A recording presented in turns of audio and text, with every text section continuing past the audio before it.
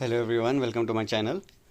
Okay, in the previous lecture we have seen about the electricity, and here we will continue motion in one dimension. This is just a foundation course. Okay, we are seeing the basic topics here. Okay, so starting with the what is the cause of motion. The cause of motion is nothing but force. When you apply a force, there is some motion in the object. Okay, and discretion plus cause of motion gives you dynamics. Okay, now for example, a person is standing. Okay, the person which is standing, for him it is a stationary, but some other person is seeing from other planet. Okay, for that one, that person is not in stationary, it is in motion. Okay, we can see with the other example, if two drivers and the two cars are passing adjacent to each other with the same speed, the both drivers see each other, and for them they look in rest, but the person standing on the footpath, they doesn't look at rest, they will be in motion. Okay, here what we are doing, we are taking a reference frame. For them it is a stationary for drivers, but when we have taken the reference frame, it is considered to be the object are in motion. Okay, another example, if some persons are standing in lift and the lift is going up, the person who are in the lift, they look stationary to each other, but the person standing on the floor, other floor, when he looks at, the body is in motion. So here we are taking the reference frame.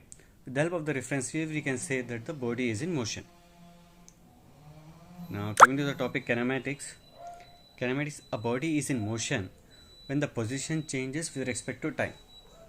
Okay, if the position of the body changes with respect to time, for example at time t1 it is something and time t2 it is some other position, that means the body is in motion. This is the first point. Whereas second, if there is also change in the direction, then also it is seen in the motion, again with respect to time. Okay, if the direction changes with respect to time, then it is said that the body is in motion. Both position plus direction changes with respect to reference frame, it is also said to be the body is in motion. Okay, so we will see some diagrams here to easily understand. So at left hand side you can see at t is equal to t1, this is the position of the car, but at t is equal to t2 the position of the car changes. So you can say that the position of the car changes with respect to time, so we can say that the body is in motion. Okay, now we will see how is the direction changes can tell us the body is in motion.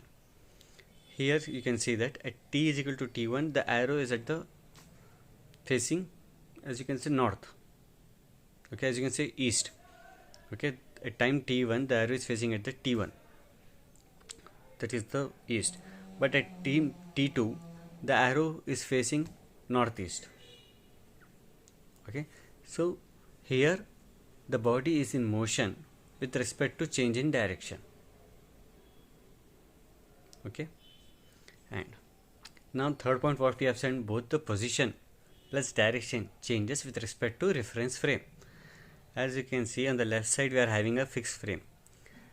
Now the xa is the distance between the car at some position. Okay, at some position and at time t1, but at time t2 the position of the car with respect to fixed frame is xb.